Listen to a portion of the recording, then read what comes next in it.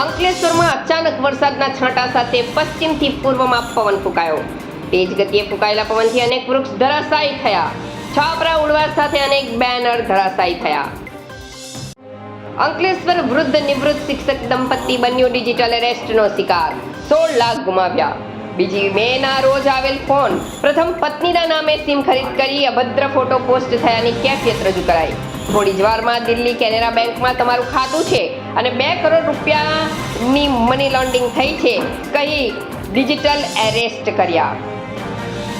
અંકલેશ્વર કેન્દ્રનું ધોરણ 12 સાયન્સનું 76.03% પરિણામ. સામાન્ય પ્રવાહનું 95.85% પરિણામ જાહેર. 84 વિદ્યાર્થીઓ નીડ ટુ ઇમ્પ્રુવમેન્ટ કેટેગરીમાં આવ્યા. શિક્ષણ વિભાગે વિદ્યાર્થીઓને માર્કશીટનું વિતરણ કરવાની તૈયારી શરૂ કરી.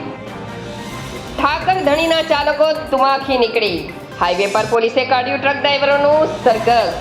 અંકલેશ્વર માંડવા ટોલ પ્લાઝા પર ભૂમાફિયા ટ્રક ચાલકોને પોલીસે વરઘોડો કાઢ્યો.